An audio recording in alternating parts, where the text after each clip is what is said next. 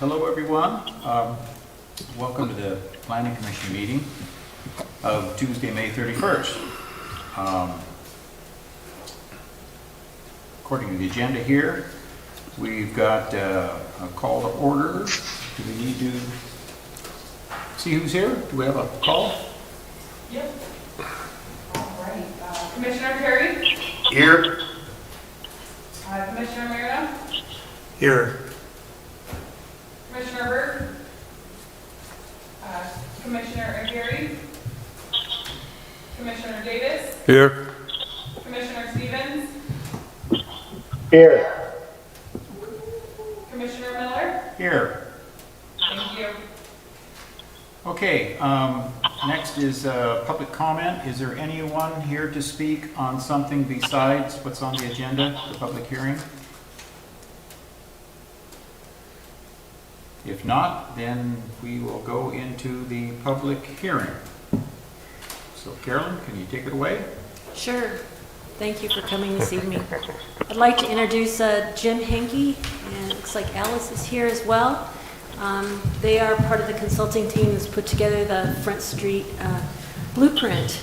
The commission saw this a while back, and it's time to take a look at it again one last time before it goes on to the City Council on June 21st. This has been, these iterations have been through an advisory committee, meetings with the property and business owners on the Front Street area. And it's time for you to take a look at it and hear some public testimony. So the next time this goes, it'll be to the council unless, I don't know, it'll be going to the council on the 21st. So thank you. Okay. And here's Jim. Thanks, Carolyn. Can everyone hear me okay? We're not sure how this feedback is coming yet. Give us just a sec, I think.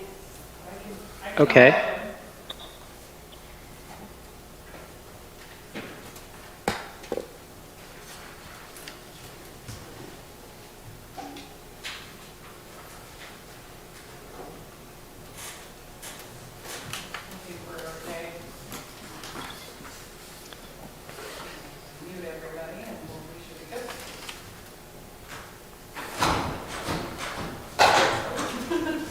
So it's, is it working now?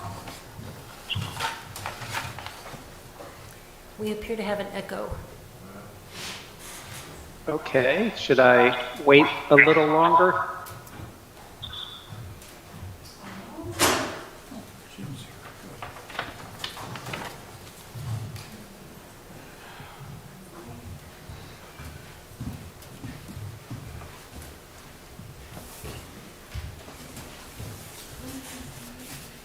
Carolyn, are you able to, I think the echo is probably coming from you all not being on mute. So maybe while Jim does any sort of presentation, if everybody could mute, and then I think that should reduce the echo.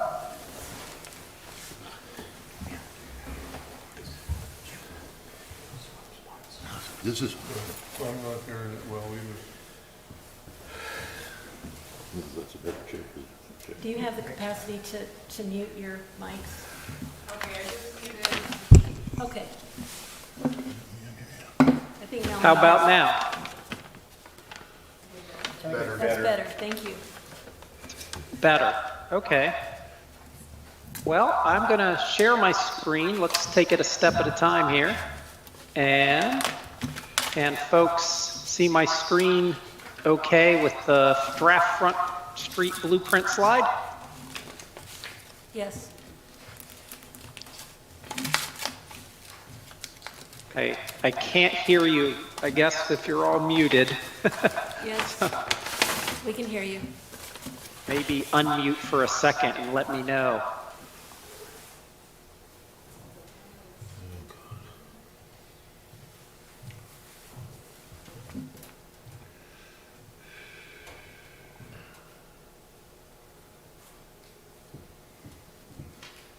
Jim, can you hear us? You can hear me and see the slide okay? Yes. All right, let's get started. Well, thanks everybody for being here. This is to present our draft Front Street blueprint to you. My name is Jim Henke. I'm with David Evans and Associates. I'm the project manager for this effort, and Alice Hodge from JLA Public Involvement is one of our team members. If you want to say hello, Alice, she's here with us. You're on mute. There you go. Oh boy. Hi everyone, I'm Alice Hodge with JLA Public Involvement, and I'm excited to see the finale of this project. Great. So the agenda slide is up on your screen. What we want to do is just review the project purpose and the process that we've gone through and the objectives we hope to achieve. Share with you the draft of the blueprint itself, and then we've broken up the agenda into 2 sessions of discussion because we didn't want to wait until the very end. We thought we would show you some of the physical plan elements that are being envisioned, stop and have a conversation, and then have a second part of the presentation where we discuss phasing and funding to implement the vision, and then have a second discussion and then wrap it up with what's ahead. So that's how we've structured things, just to give you a little bit of a roadmap of the agenda ahead. There's been many folks involved from the community. There's been several city staff, the mayor, city councilors. Carolyn has been really great to work with, Carolyn Johnson. And we've met with an advisory committee a few times throughout the process. Other stakeholders with the Coos Bay Transportation District and the Oregon Department of Transportation, and a number of business owners. So we just wanted to recognize everyone who's been involved and thank you for your time and your input in this plan, because it's really your plan. It's not Alice and Jim Henke's plan. We're just here to help you achieve your goals. So thank you all. Just to review the purpose. When we started, what we were doing was picking up from the prior visioning work that you had conducted with the Front Street Action Plan, which was adopted by the city back in 2017. And at that time, the Front Street Action Plan envisioned the Front Street District as a more bustling, vibrant, and inviting area with a mix of waterfront-related industrial employment, commercial, and limited residential uses. So this is something you've been working on for a while, and we want to keep it moving towards realization. It began in the 1990s, and so this is the latest update to balance businesses, tourism, and residents' use of this area. So here's our cover of our latest report, the draft Front Street Blueprint. It's not yet final, and many of you should have received or had access to a PDF, which was dated May 24th. And tonight's presentation is just kind of a summary of that document where I've captured some of the images and put them into a PowerPoint format. Reviewing the process that we've gone through, this started during the COVID era in 2021. Met with the advisory committee several times, even prior to September, but some meetings happened in September and in January. We've been before the Planning Commission a few times around the end of last year and the beginning of this year. And then we added a few meetings with property owners early February, and then again late March, early April. And now here we are, right at the edge of May and June, meeting again with the advisory committee and the planning commission to review the draft of the Front Street Blueprint. And we're hoping that on June 21st, we'll be bringing it before the City Council.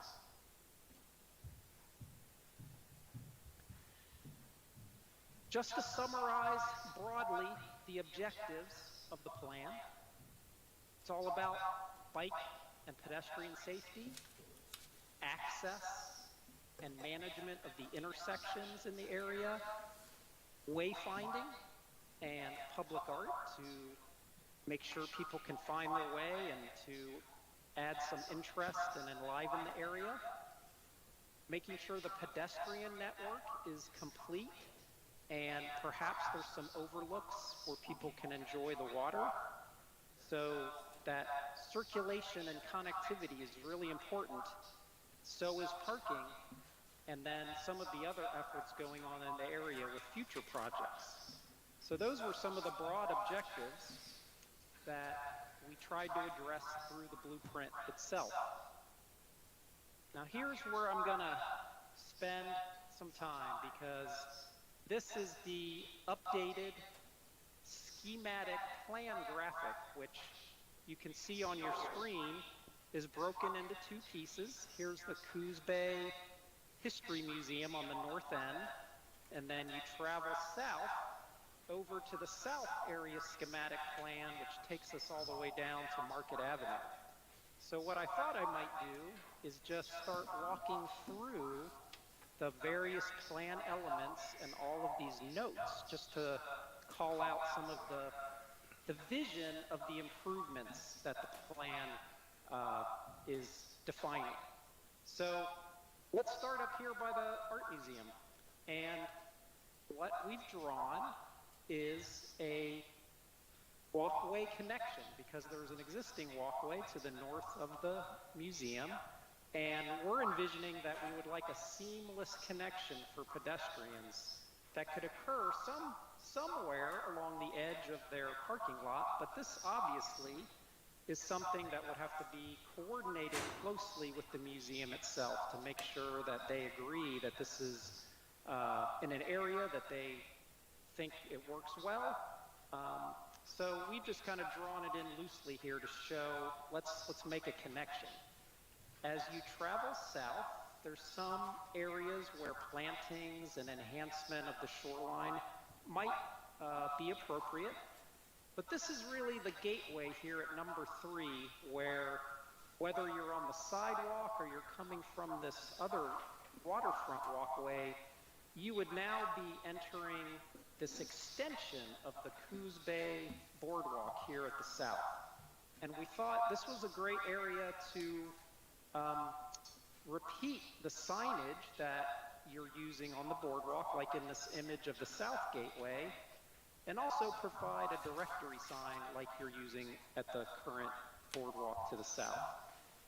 There is the possibility of some kind of water access here, and that might be used for people to launch things like kayaks, perhaps. But this is a schematic design. This is not anything final. So this element may or may not survive in future refinement. But we thought we would keep it in the drawing for now to show the possibility of having access to the water on the north end. Moving south, there could be an area for an overlook of the water here.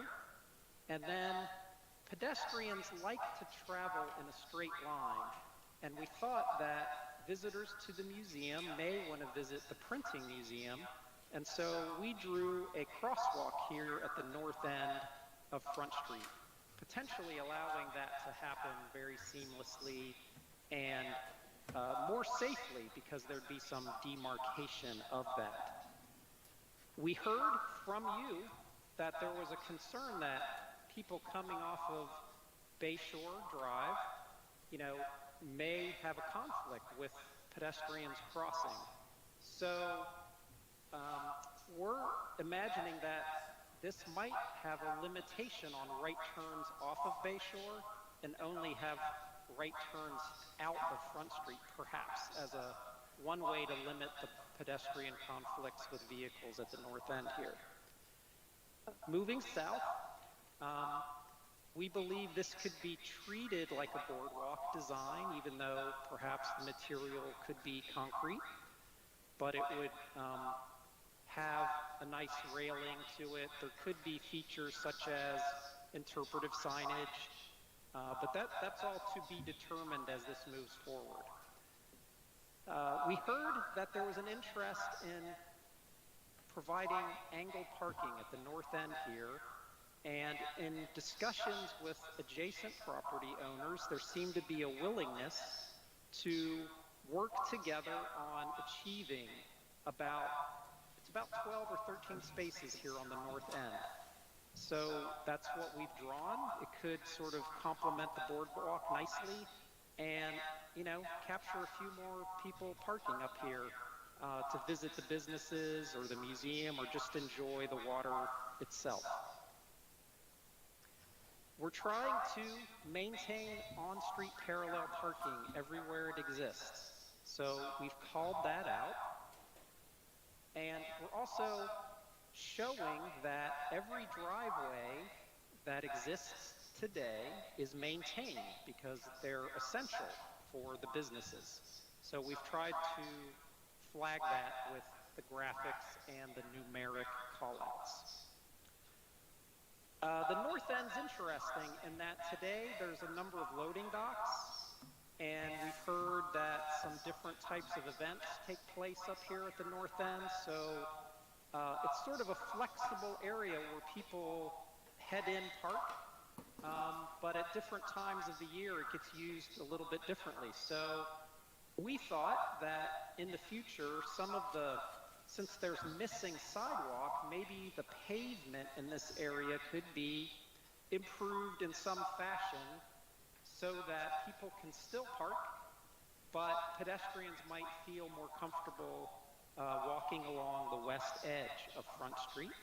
So we've called that out as future pavement infill. And that's a little bit of a change from the PDF of the draft that went out a few days ago, because we got some immediate feedback and we've updated that call out. So there's still time to comment on what we've drawn and what we've written here, because again, this is your plan and we want to make it fit your situation here.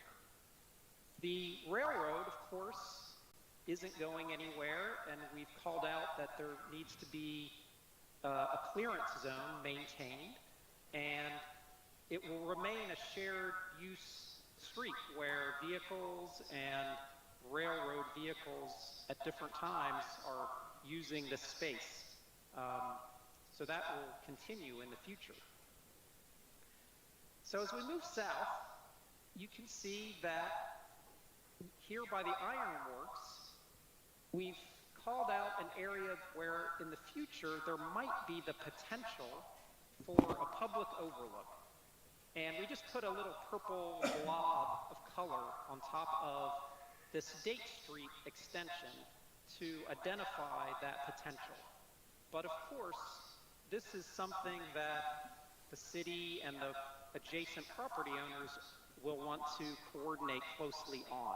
So it's not committing that it will happen, it's just kind of identifying that it could happen if there remains interest in jointly working together on something like that.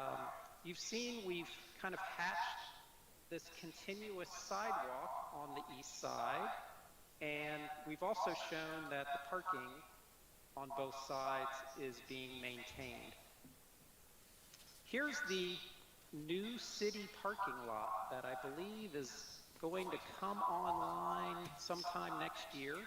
So we've gone ahead and drawn that in with some cars parked in it, and that will add about 40 new parking spaces to this district.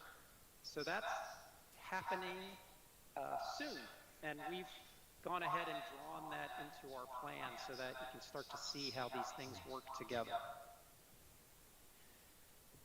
I'll show you a picture of a fence that we've heard from some of the owners that they have an interest in perhaps upgrading the chain link fencing at some point.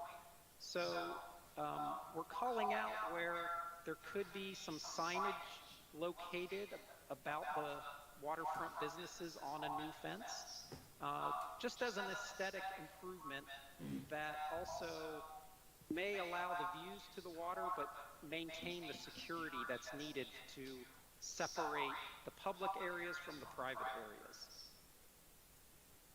Heading south, you can see another driveway here being maintained. We've identified improved pedestrian crossings of Front Street as well as the side streets. And we've also shown a few key locations across Bayshore where we believe, working with ODOT, there could be some kind of enhancement to the pedestrian connection, because some of the feedback was that there isn't a lot of east-west connection across Bayshore today, and looking ahead in the future, that was something that stakeholders thought was a good idea, and they wanted to promote that. So here at Fir, Cedar, and, whoops, getting ahead of myself, and at Market are the 3 locations that we've flagged for those enhanced crossings.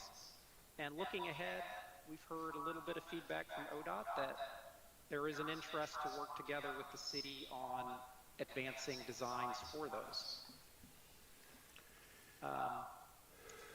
A note we added since we sent out the draft on the 24th is we heard there's a food truck court being planned down here south of Cedar. So we added a note and a call out. And you'll let me know if we put that in the right place or not, because that's a new addition to this drawing.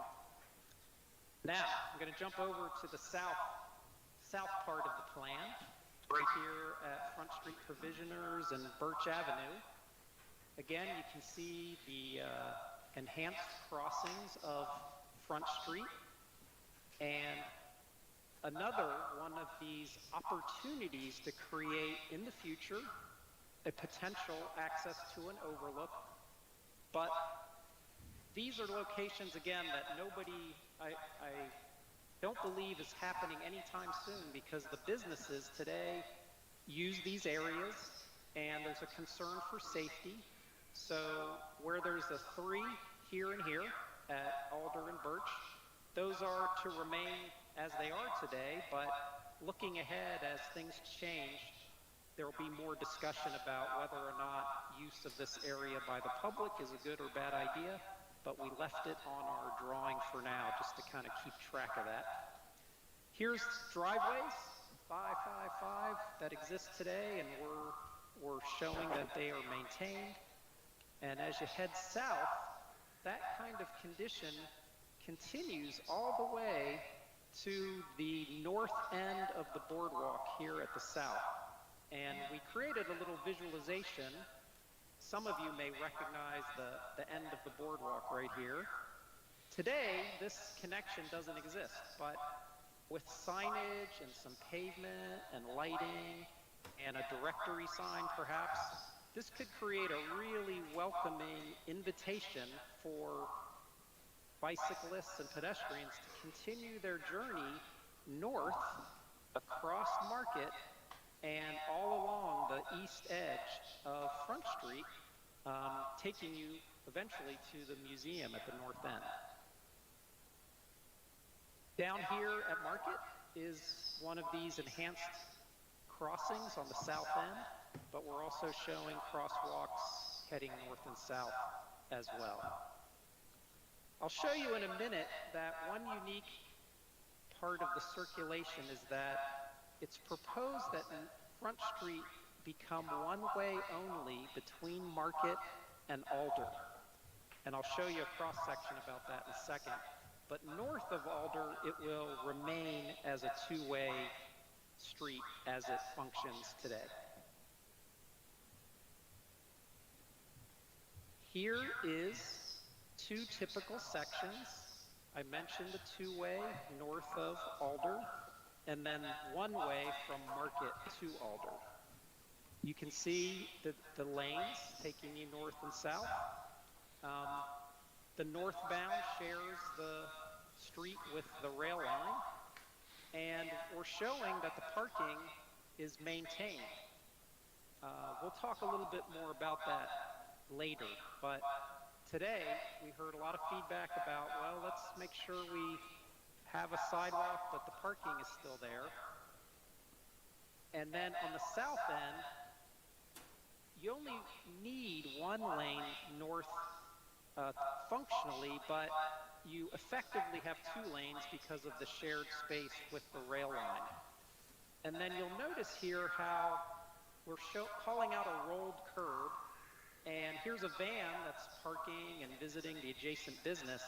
But this is an area we envision could be shared by pedestrians and cyclists as well as people parking their car. So that's a way to try to improve the bicycle connection to the north, because we really want to keep bikes away from these rail lines because those are very hazardous for folks on their bicycle. So that's the typical cross-section. It's not really changing too much from today, except perhaps the south end. We envision there could be a number of enhancements from north to south, including some directional signs. Here's an example I took recently on a trip I was on in Florida, showing some pedestrian-oriented directional signs, and these could occur at a few spots on Front Street. But there's other things that can happen in the corridor as well. The crosswalks can be painted to improve the visibility of those crossings, and there could be some artistic treatments of the pavement at intersections as well. And we went ahead and mocked this visualization up here at Birch Avenue near Coos Bay Towboat. But this is not a final design. This is just kind of a what if we did some things, perhaps with the fencing and the directional signs.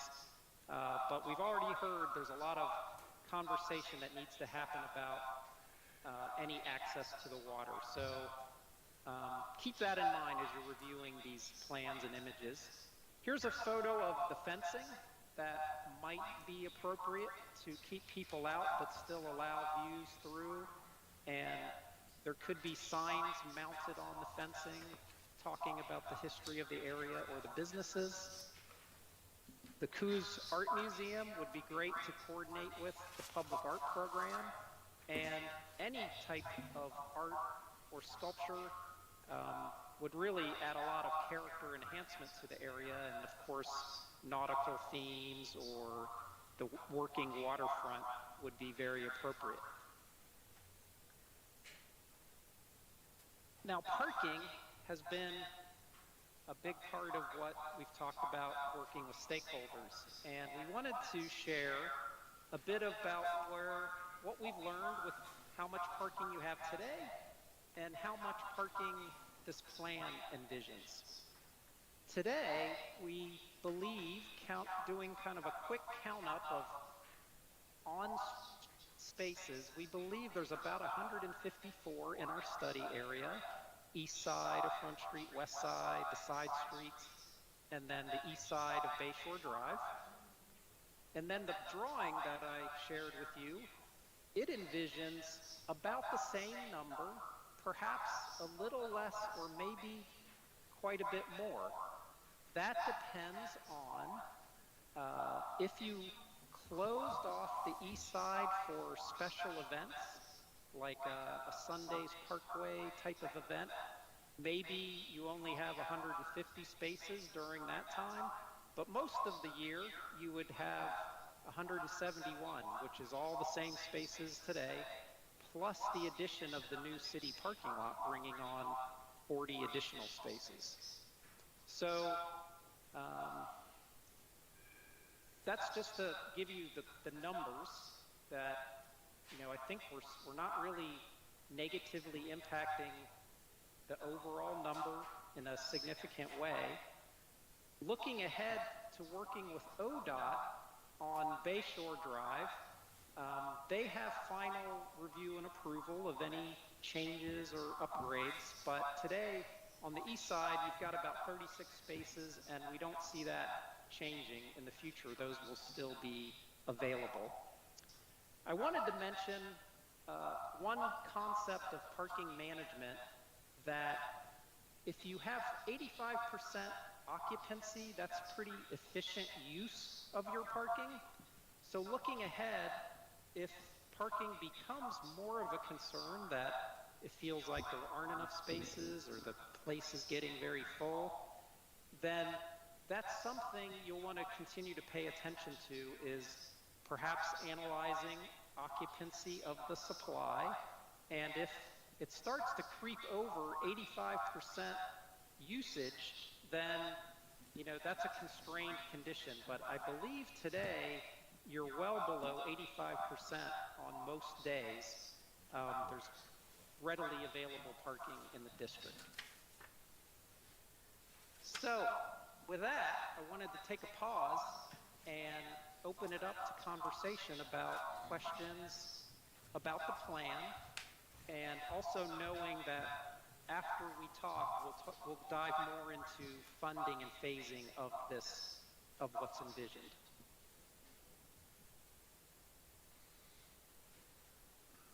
Okay, Jim, well, thank you. Do we hear from the public now? Yes. Okay, all right. Those who are, doesn't really matter, in favor or not in favor of this, we'd like to hear what you have to say. Would you please come to the podium, state your name and address, and tell us what you think?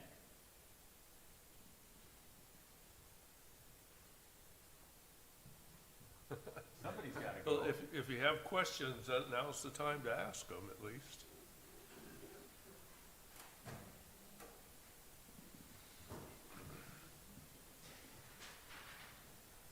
Got one.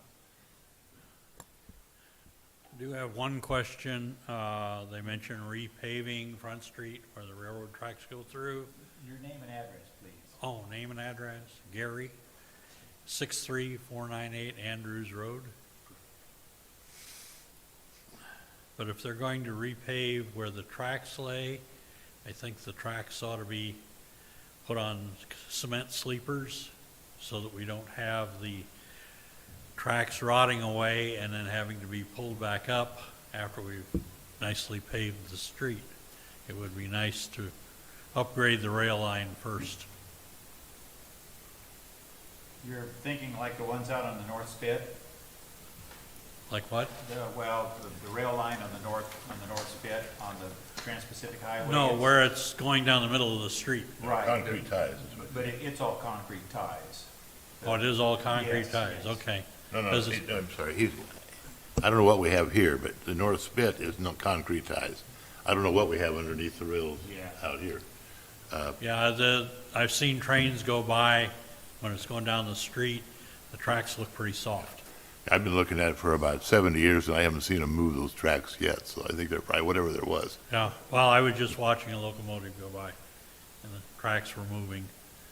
Good. So I just thought it was a concern that we Sure. redo the rail track, the ties before we pave the street, then have to go back and redo it again. Good point. Thank you. Yep, yep.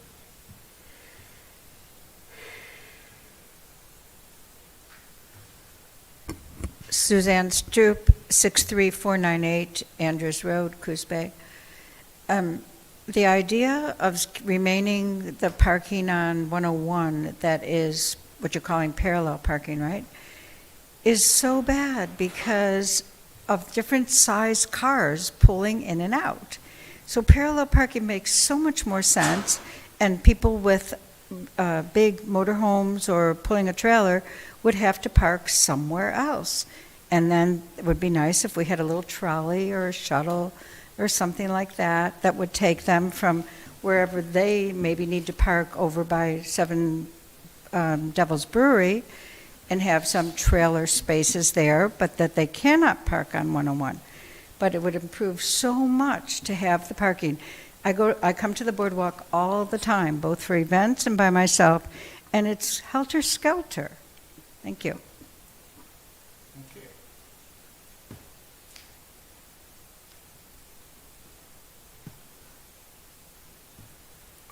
Okay, parking tracks. Heidi Sauce, 68403 North Bay Drive, North Bend. And boy, this is when we got in here tonight, it said in favor of or in opposition, and I thought, okay, I kind of needed a middle ground because Jim and Carolyn and everybody has worked, the town has worked hard to try and better itself, and I think everybody is unanimously in favor of that. There's some serious concerns about, and I'm a new kid on the block. I mean, Knutson Sauce, the people down there have been there for years and years and years, and I know that Jim and Carolyn have, and the entire action committee in the city recognize that, and that's why they're leaving the driveways, and they're trying really hard to not change Rome in a day. But I gotta tell you, it scares the begosh out of me when they they come in, they have a plan, and everybody talks about it, and then you get a really, really pretty drawing, and it's not what we just talked about entirely, Jim. Not entirely. I mean, there's and I'm talking about specifically the east side of Front Street. For all practical purposes, the east side of Front Street's, I don't know how you got, I have the old version, Jim, but I think I heard you say 171 parking spaces. Is that right? Envisioned in the whole district, when you add it all up, on-street parking. Well, I've walked out of Trey's Bayshore Paint today, and I know that one of the concerns that you guys have is the speed going through on Bayshore, and there is no way, like this lady was saying, if somebody parallel parks on the east side of Bayshore, they're going to take their life in their hands. Unless I watched, and the center line, there is not. I mean, there may be that much room in between a car that doesn't have its door open and the log truck going north. So I'm concerned that we're counting something that is dangerous or counting something that's not really, it looks nice on paper, but it's dangerous. And I know down by Sauce Brothers, when motorhomes park on Market and 101, you can't see, there's a blind spot. When you go to pull out, there's a blind spot because they're there and you can't see around, and you just have to kind of inch out. So I really am worried about or questioning the validity of parallel parking on 101, even if you slow traffic down. That's a question to me. The events, and it's not just events. I just came from there. In fact, I went back and forth twice. There's 2 huge trucks in front of where the city parking lot is going to be right now. That they're taking up, what do you do when trucks park down there? Because that's eating up part of your parking. The food truck court, that's what I've got here. And I hope that Rick and Danny are successful in that food truck court. But I met with Rick, and I asked him, I said, am I counting the parking up correctly? Because he's got up to 4 to 8 trucks, and he said that he's going to start out with maybe 3 or 4. But if he has 8 trucks, and each truck has to have an operator cooking, and based on the model that he proposes, where somebody is taking the order and then delivering the foods to the table, that's 2 people per food truck. The food trucks are proposing to be permanently there. They're sort of playing this technical game of what you call them, whether they're temporary to get certain things and whether they're permanent to get other things. But no matter how you count them, there's going to be 2 people parking, needing to come in cars unless they're driving together or walking, and I don't think they're going to be walking. That's one thing I want to remember to say. We have 999 North Front Street, and there's now 10 or 11 businesses in there. No one bikes.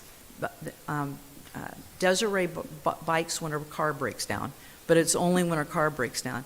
No one bikes. None of the customers bike. And, you know, Josie came, and Eric, I'm sorry, I'm just telling the truth of what happens at our building. Eric's got a great thing for the community going with his Front Street Bike, you know, Bike Works, and God bless him. But the meat and potato folks down the street are driving cars, and Josie, a lot of her customers, and a lot of the massage and yoga people, they're old. They don't want to walk. In the wintertime, it's dark, it's dangerous because there's not such nice folks down there sometimes. And so back to the parking, well, I want to make sure that 999 has a real need for parking as close as we can get it. And my husband and I had met with the city, and we are interested in trying to accommodate some sort of angle parking right across the street. But back to the food truck, which just got added, and I verified this with Rick, the total of the parking that with the Real Deals, employees, owners, food truck, operator, and handler, food handlers, there's going to be 25 to 35 parking spaces demanded. Luckily, they have 10 to 12 on site, which is great. Lots of these places have on-site parking. We have a little bit, but they're going to be using up a lot of those 40-ish parking lots if school buses don't come to take kids on tours of the museum, or trucks parked down there. So I am very, very, very concerned that parking, and I know that 85%, I think you're probably right, Jim, on what is there now, but the food truck court hasn't shown up yet. We're trying to have more enterprise down there, which is just going to drive more parking demand. So I guess what I'd ask is just kind of go slow on what you take away fast. So, but the folks are trying hard. They're getting feedback from the community. They're drawing really nice, world-class plans, and I'm supportive of trying to make Coos Bay better. So, thank you.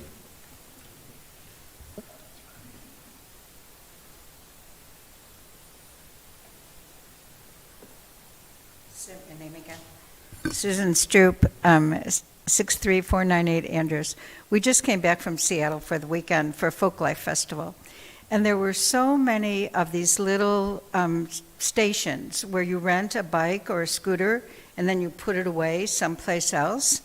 And they're everywhere. They were every half a block. And that was so nice seeing how many people were doing that.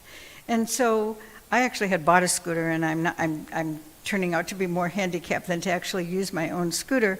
But it's like there are other solutions. There's big cities are doing wonderful things that our little city can do too. Thank you.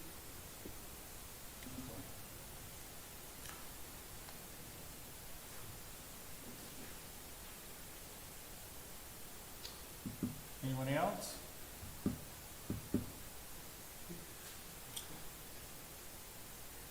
Sure.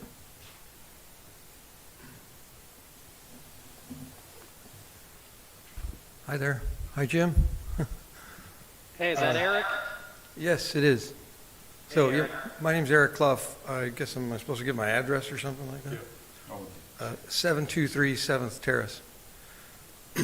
And I hadn't really come prepared to make any points or comments or anything, but I guess in hearing the conversations about parking, which seem to be one of the dominant pieces we talked about a whole time throughout the process,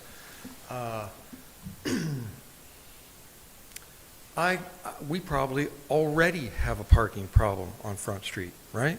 So I don't see the proposed plans here. Might make it worse because we're trying to generate more activity on Front Street. We're going to need more parking. It's going to be worse, I suppose. And just from a 10,000-foot point of view, I'm thinking, let's go ahead and do this and have a parking problem. We can solve the parking problem later.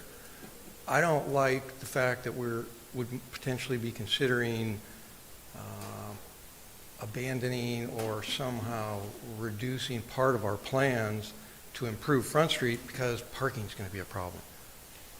It may already be a problem. So I guess I don't have any, I just was responding to what I was hearing today. Like I said, I didn't really come prepared to have any comments, although, I thought that the process overall for the plan was pretty good. I mean, I don't know where it's going to go from here.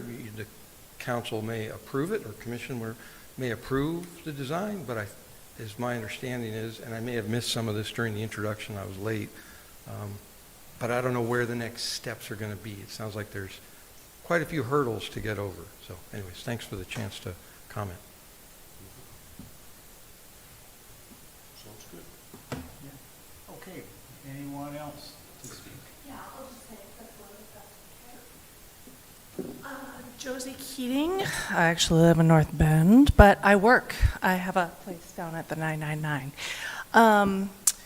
I'm all for biking and making the area more bike friendly. Unfortunately, the rest of our city is not bike friendly. So for people to come down with their kayaks and their bikes and their families, they would have to drive to Front Street anyway. And so a lot of the proposed parking that you're talking about will be occupied by, so it's kind of a wash, really. So my request, I guess, is to maybe follow up with what, I'm sorry, I don't remember your name, but is there a possibility for some sort of shuttle or something so that, I know we can't make our whole city bike friendly and walking accessible, that's like not possible, but if maybe there's some other infrastructure type things that we can have in place to make it accessible to ride your bike to that place instead of driving down with your kayak and your bike. Anyway, I have a business there and I have 15 to 18 people, all kinds of different hours, from at night to on Sundays. And the only other thing I'd like to say is that on-street parking, right where that alleyway is between Bayshore Paint and the 999, like to have parallel parking right at that entryway. I agree, that parallel parking there is not maybe a viable option. You cannot see when you're exiting in between those two places. So I know that was a little chaotic. I'm not sure. I'm kind of touching on a bunch of things, I suppose, but I guess that's it. I'm going to go over there.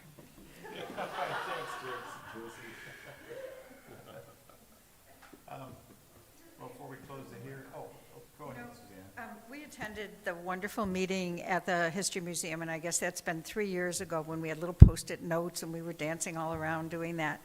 And so I've been thinking about this for a long time. And like the Ready Ice trucks, I mean, if the businesses aren't going to move from that place, there isn't any reason that they can't park at Pony Village Mall, for instance, and have a shuttle that would bring their employees to and from. That we have to find a way to collaborate and to cooperate with each other so that we can all share this magnificent place that we live. And the businesses don't have to feel like we're slighting them. We just have to help them see it, that they're included too.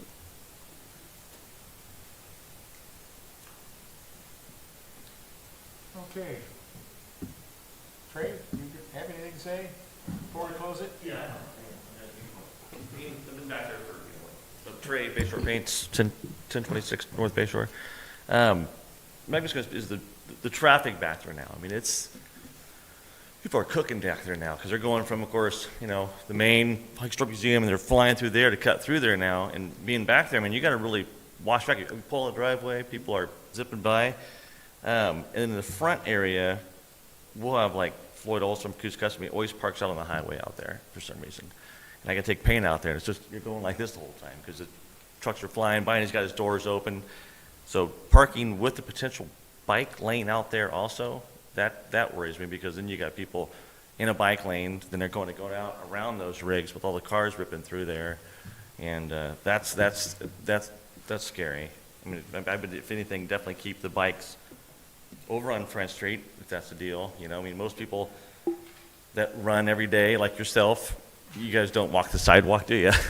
You're down the middle of the road. I drive around you every day, and I never anything. It's a normal thing. But that's the biggest concern, is just trying to see if we can just slow the traffic down back there. And then of course, like he was saying, with the railroad, when the railroad goes by, I feel the train go by every day in my building. My building shakes when it goes by. And you can walk out there and see the train, and you see the tracks moving, and you can actually see the asphalt doing this. When it originally was paved, they went through and they had a real nice transition. They didn't fill that little lip they put in there. But the concern was when the train was going by, have a chance of catching the asphalt or something. So they actually, I came back, or at the time after, they trimmed that back, so now there's a bigger gap in there. And when that train goes by, you actually see the tracks. They are moving. I mean, I'm out that window every day, or in the back there every day, and of course the train honks his horn. Every time he goes by there, he's blowing his horn right there. And you're just like, geez, it'll scare the hell out of you, But again, there's sidewalk. They have to blow the horn at every sidewalk going by there, right? So that means what? They're tooting their horn the whole way through Front Street, which they honk right there every time because of the road, and it is. I mean, he lays it on. If I can put the phone out there and send it to you guys, it's daily, but that's it. Just mainly see if we can just slow down, and maybe, again, there's that big old section right there of no parking. People got to walk from one end all the way to the other, and at nighttime, if you see the people walking back there, you don't want to be back there. I mean, I got guys on camera wielding machetes and all kinds of weird stuff, going through garbage and doing their daily deed back there in the nighttime, leaving me piles of stuff I got to clean up, and that's getting old. And garbage, going through everybody's trash cans, and they leave it all over the place, picking it up. Needles, it'd be nice if they got a little more patrols back there or something like that. Or, I got local guys that want to patrol the area too, but it's like, probably wouldn't be a good idea, because they do things not the right way, obviously. So that's the main thing, is that kind of things. Okay, thanks, Ray. Well, if there's nothing else, let's close the meeting for some deliberation.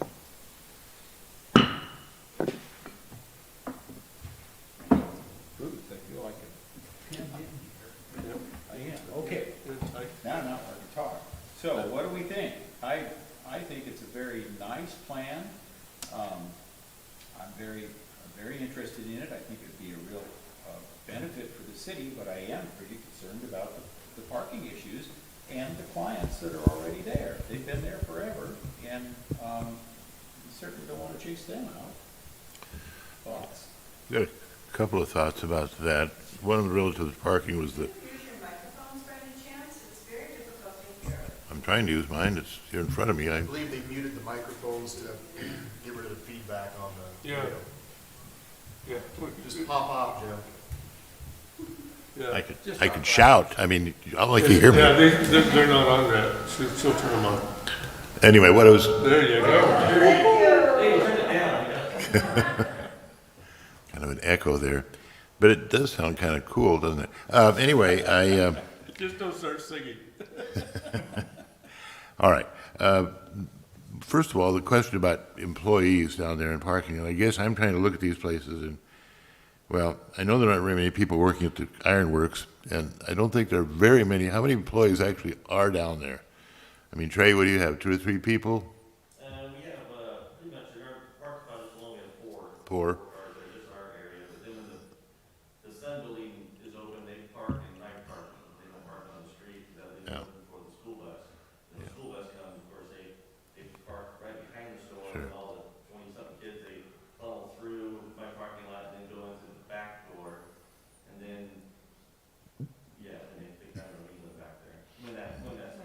Okay, and I couldn't imagine that many people are working at the ice works. I mean, I guess I'm just kind of trying to understand what we really have in terms of actually place.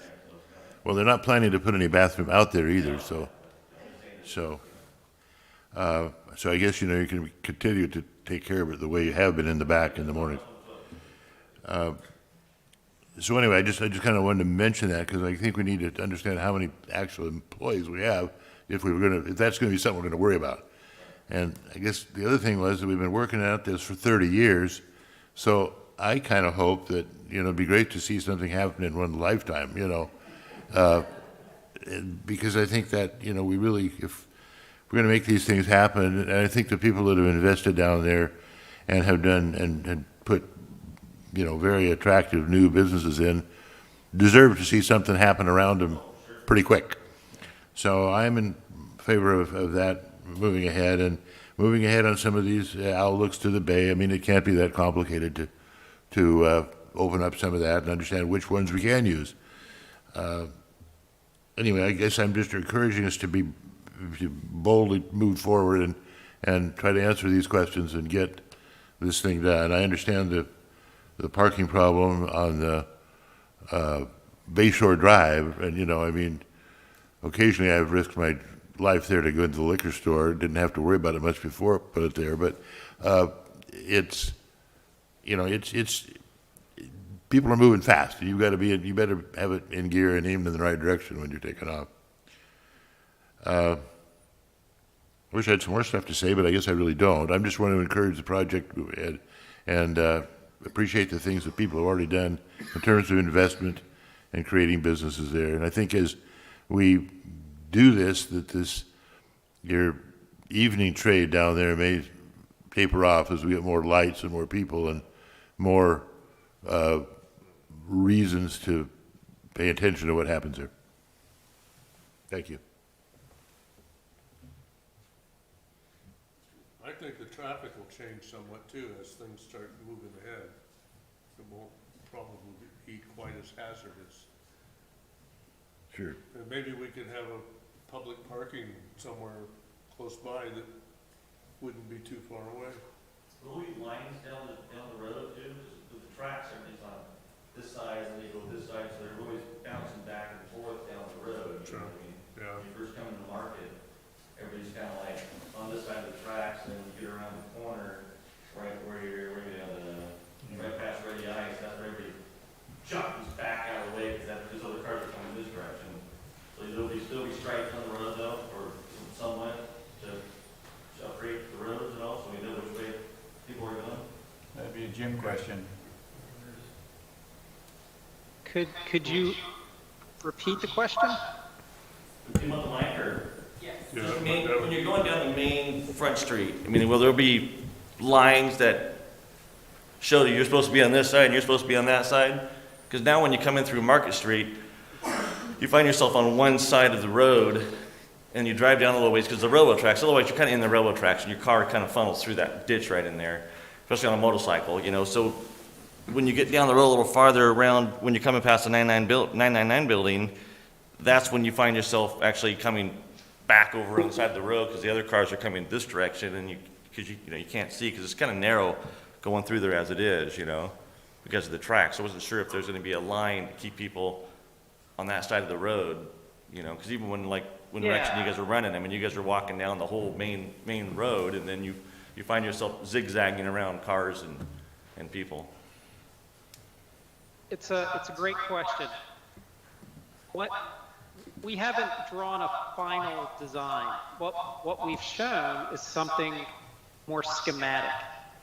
And markings is definitely part of what is envisioned. So generally the answer is yes, more indications about how space is structured is part of what we've drawn.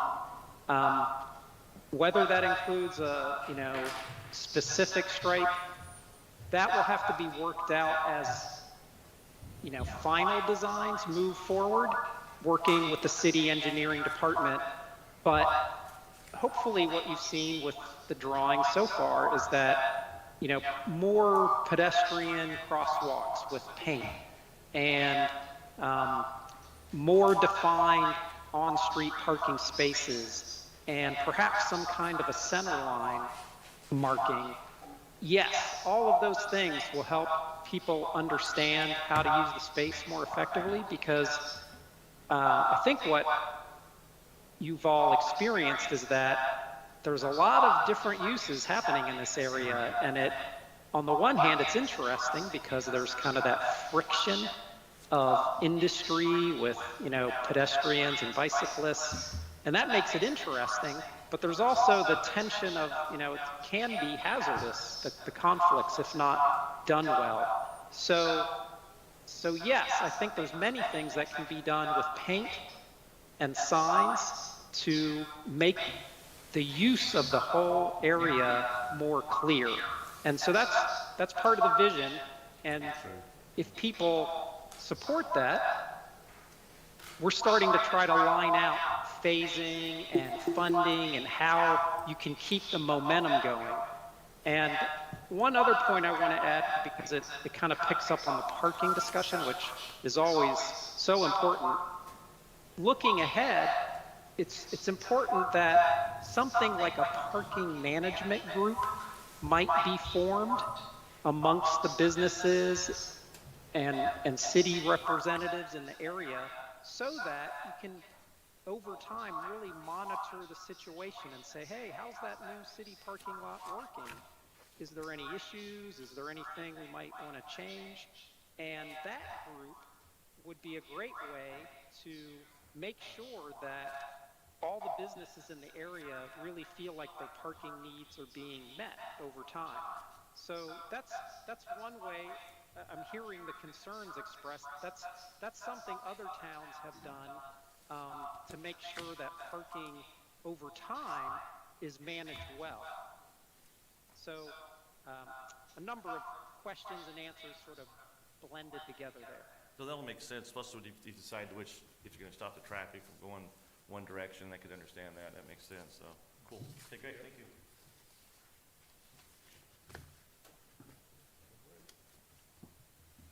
Jim, was there a part 2 to your presentation? You said something about funding. Can't hear anyone. Pardon? Can't hear you.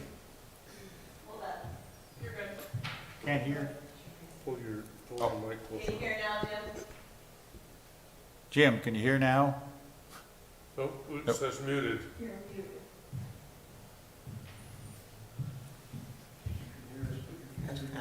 Rex? Yep. Can you hear me now, Jim? Can you hear you now? Okay. Yes. Was there a part 2 you wanted to talk about funding and where we go from here? What are? Yes. Okay. Yes, I have a few Mr. Miller, Yep. Mr. Miller, Yes. is it okay if I ask a few questions? Certainly. Well, thank you. Hi, Jim. I was wondering a couple of things. I understand the people's concern about the parking on Bay Shore. Was there any thought, or are there any plans for like installing traffic control devices, say like at Market and Alder and other places, just to slow the flow down on 101? Or is that kind of out of our hands since that's a state highway? Great question. We, as part of the advisory committee and project management team, had a Oregon Department of Transportation representative, and we've been, throughout the process, talking with them about all these ideas. So we proposed at one point the idea of something called a rectangular flashing beacon, pedestrian activated beacon, and they seemed open to considering a number of traffic control devices. But they didn't make any commitments. They just said, hey, we understand people need to cross and it needs to be safe, so let's keep working together on that. So we don't have a final design for those crossings, but they definitely are well aware at ODOT of the city's desire for them. So that's part of the plan, is to keep working on the designs of those crossings of 101. It might be paint, it might be signage, it could include perhaps pedestrian activated lights. We don't know yet. I mean, just even, stoplights. I mean, you can't go very fast southbound on 101, a few blocks down, obviously, through the downtown corridor. Anyway, because the audience is concerned about basically getting killed getting out of your car, I think was legitimate. Yeah, absolutely. And I think the more signs and paint and activity, the better, because those are all visual cues to drivers to slow down. So I don't think there'll be any one magic answer for managing the speed on 101, but I believe a comprehensive approach where you try to do as much improvement as possible. That's what I've seen work best for starting to slow people down and make them more aware of the fact that there's pedestrians in the area. Jim, could I augment your comment on that point? Absolutely. On pages 7 and 8, on the schematic plans that identify the potential stripe parking and potential bike lanes on 101, I think that we'd be well served to add a little stronger language or some caveat there that this would be subject to ODOT review and a decision as to what those safety features would be to make that workable. They may or may not be okay with that down the road. And I think the plan recognizes that by, the word, the potential, I think that's not an absolute, but I think we could beef that up a little bit. The other point is that looking at the preferred facility design, where we mention on page 14 potential parking spaces on Bayshore, again, we could caveat that in the document that this would be, of course, subject to ODOT review and approval. They do control Bayshore Drive. So I think that would go a little ways in addressing some of the concerns of the folks here. All right, my second question is, I'm looking on page 9 of your presentation, the Front Street sections, the two top ones with 2 lanes of travel. There's obviously a right-hand lane and a other lane. I guess they're both, anyway. The one that I'm looking at here, where the railroad is, and I believe that's the northbound lane of travel, when the train comes down, where's the car supposed to go that's in the northbound lane of travel?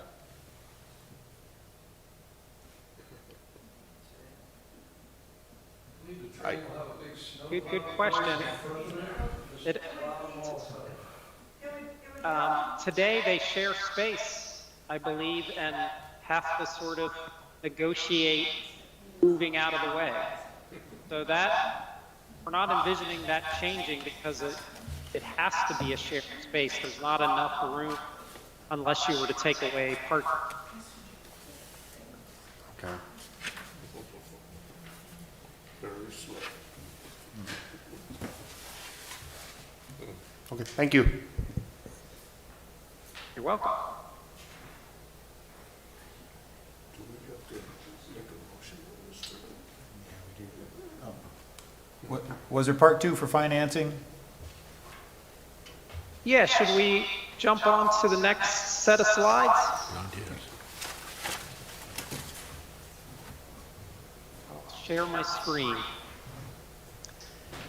Part of the blueprint document dives into funding and phasing, and we've kind of sketched out this idea of what can we do in a phase 1, early wins and further exploration, starting this year and looking ahead to next year, because, no point waiting, we want to get going.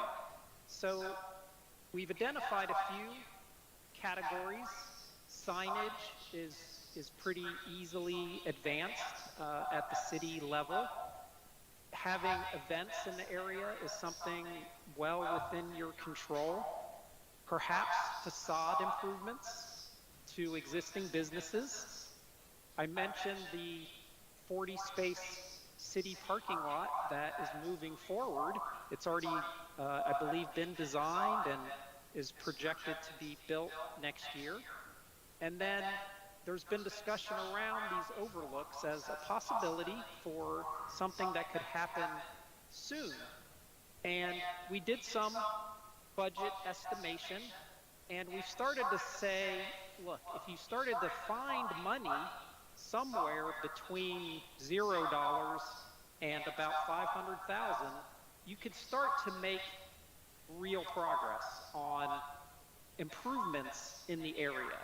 And so there's kind of a menu here of what you could pick from. But looking ahead, phase 2 and phase 3 are much more costly. And we've sort of added all of that up, and it's in the neighborhood of $4.5 million if you were to try to, rebuild everything and change the whole area. We're not saying to do that right now. We're saying start thinking about longer term improvements and what those might be, because they're more costly, such as the north-south pathway or boardwalk that occurs on the east side. That starts to get into real big dollars. That angled parking, if there was access to the water, gateways, things like that, it starts adding up quick. If you redo the lighting and street furnishings, those crossings of 101 at Market, Cedar, and Fir, they're not outrageously expensive, but they do cost some money. And then, of course, public art and wayfinding. If you had money, you could do murals, you could locate sculptures. There's any number of projects that could be pursued.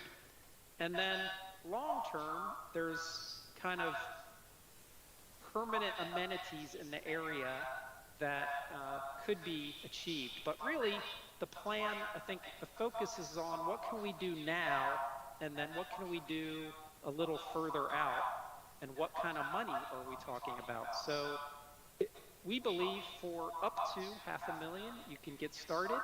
And then in a few years, if you start putting together grants and other sources of funding, you can start to take bigger steps.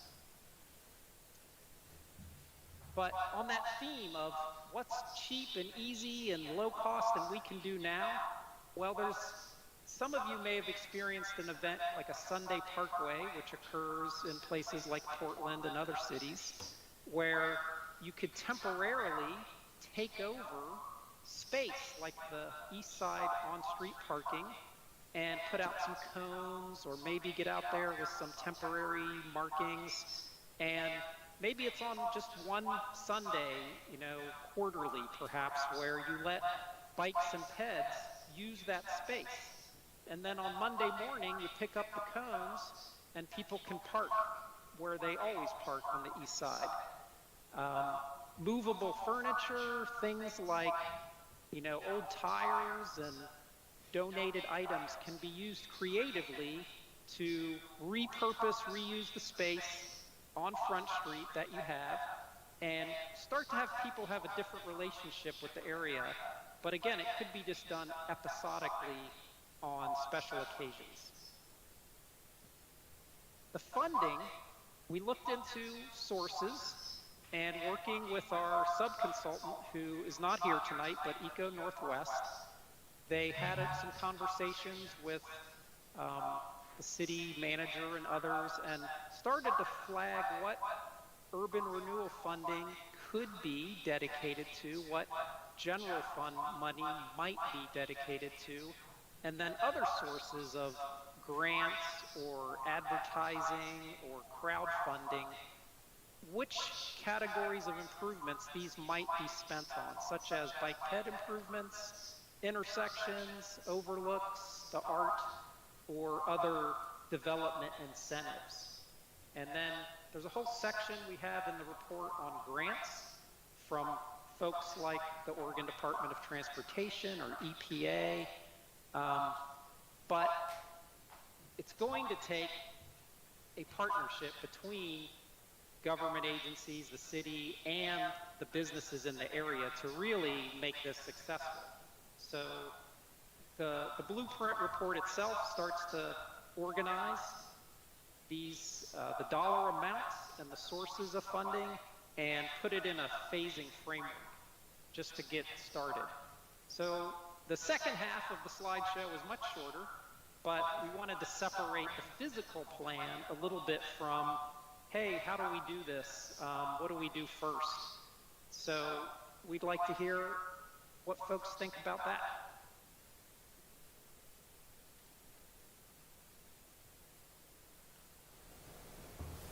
Any thoughts from the crowd on what you want to see done first, if we're going to proceed with this? Yes, Eric.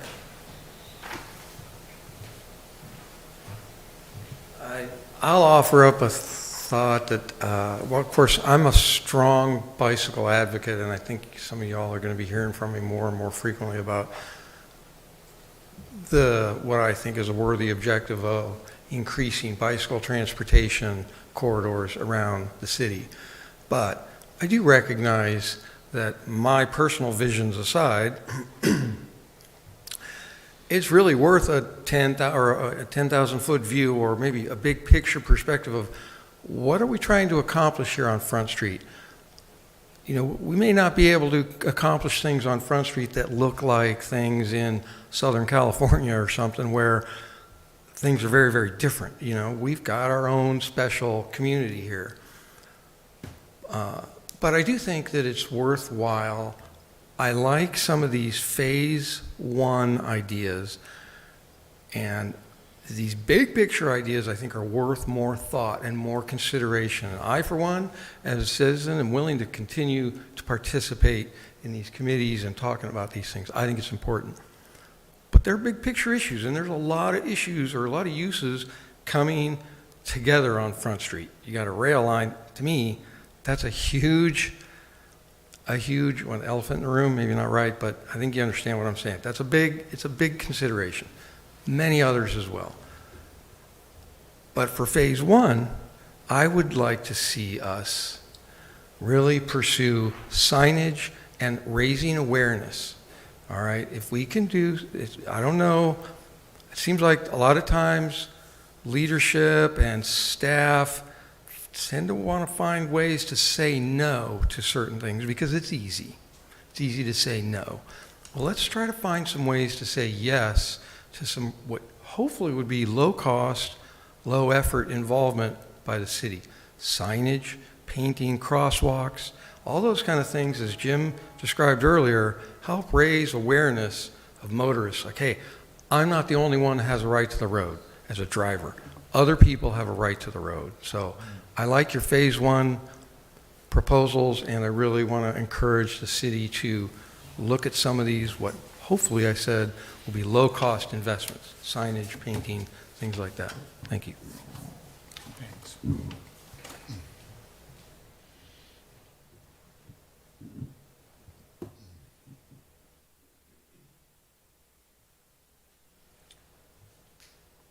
So I really like the idea about having events and the movable cones and rubber tires and, you know, people bringing things to mark it off that can all disappear on Monday. I think that's a great idea. And live music attracts people in Coos Bay. We come out when there's live music. So I'm not sure exactly where that could be, but maybe between 999 and Front Street Provisions, you know, having a band there, maybe having even more than one band, or maybe having a drum circle or something like that. There's no reason we can't start right now, this summer. Good point.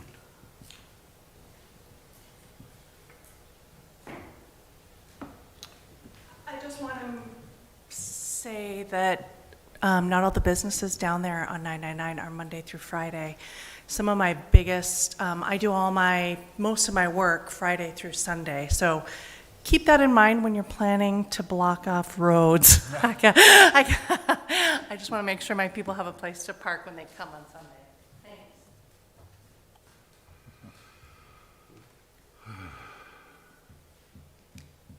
Thanks. Mr. Chair? The CBDA executive director is here, and the she's been very involved in the advisory committee group work. And a piece of this document talks about partnering with the Downtown Association. And I was hoping she'd be willing to share some of her thoughts about events and things like that. I don't know if your board has talked about that yet, but it would really be effective to address, I think, Eric's comments and your comments as well. I'm just sorry to put you on the spot. That's okay. But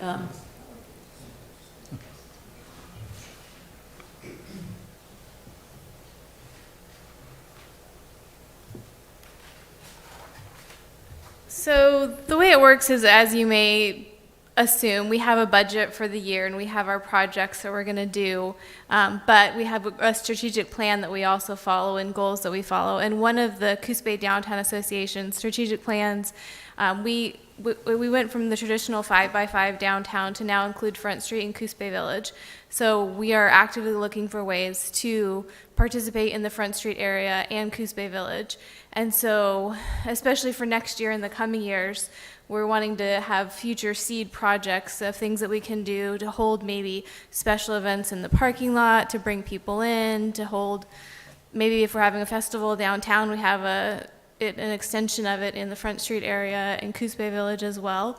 So it's been really nice to sit on this advisory committee and kind of see all the ideas and everything that's happening. So I'm just a sponge right now, listening to all the experts and putting in a little bit of Downtown Association perspective. But live music, any of those things, we used to do a live music on the corner downtown. We haven't been doing that for COVID and for other reasons, but I know we'd be happy to partner with the city or with 999 waterfront building, or other organizations as well. The Empire Coalition, we also want to be including them. Like, we're doing a downtown utility art box project that we're starting, that they're going to be painting those boxes. Empire contacted us and said they want to do the same thing. So we want to beautify not only downtown Front Street, but Coos Bay Village as well. So we're also interested in bringing art down there also. So we're just here to partner with everybody.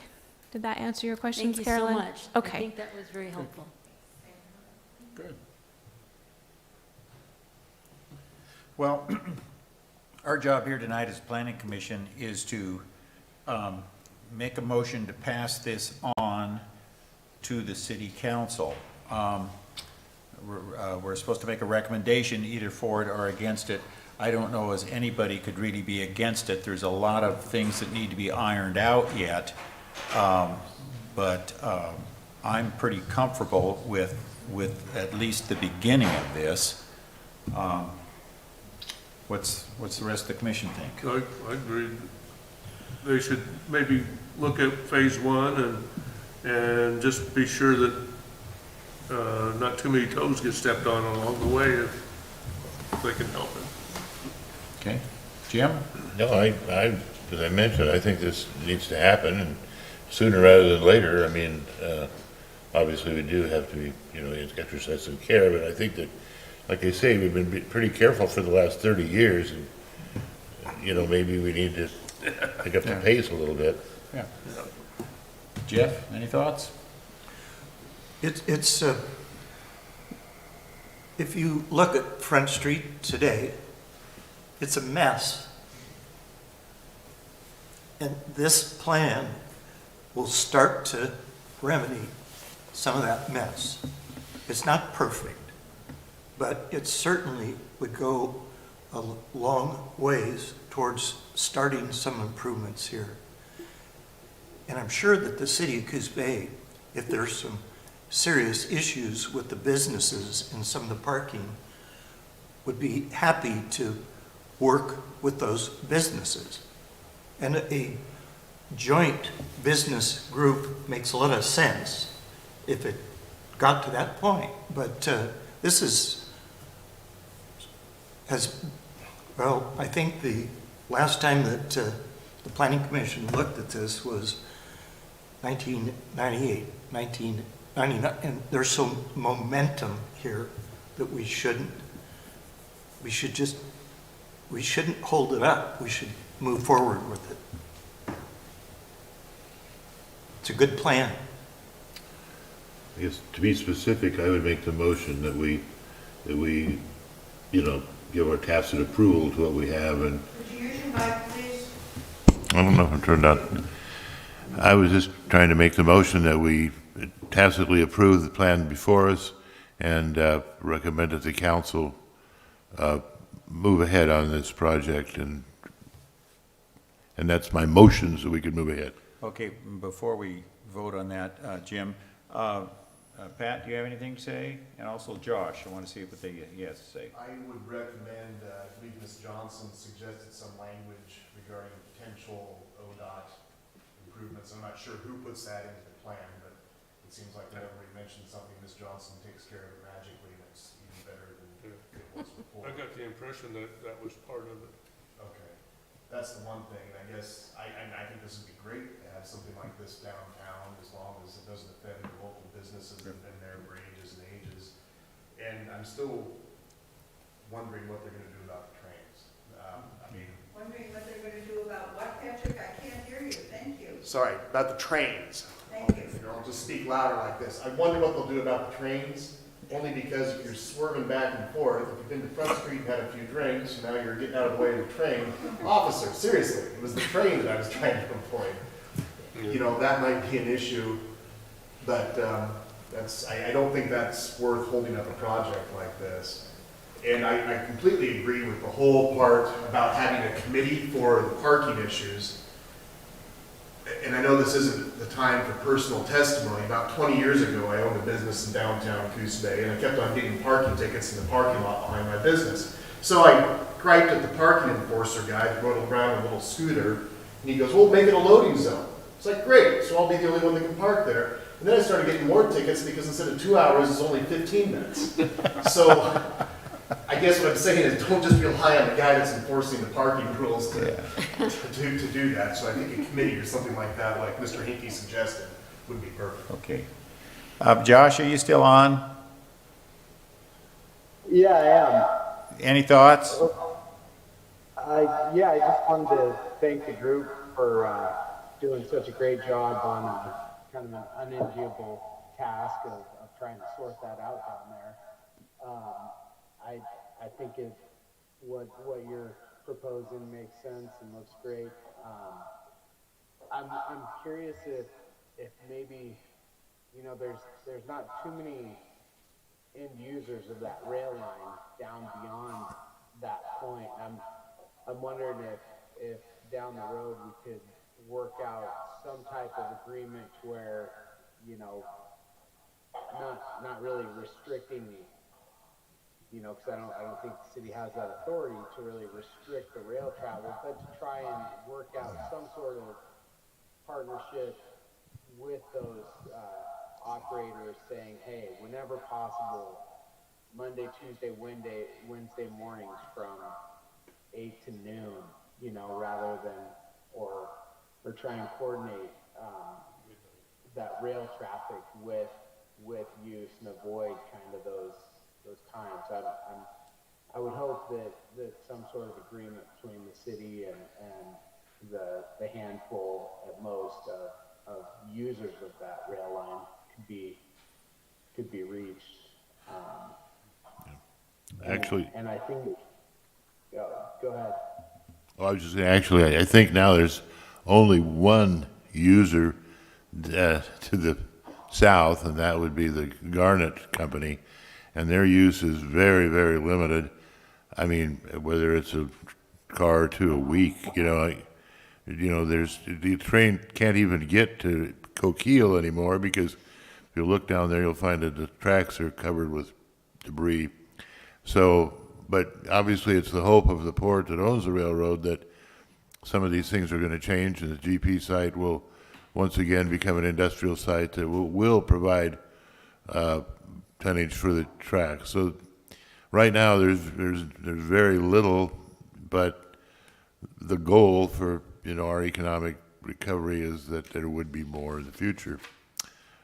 So the track, I think, was the railroad and the street were both here in the beginning, and I think they're, even through various other reasons why railroads exist where they do, this is a kind of a thing that we have to deal with.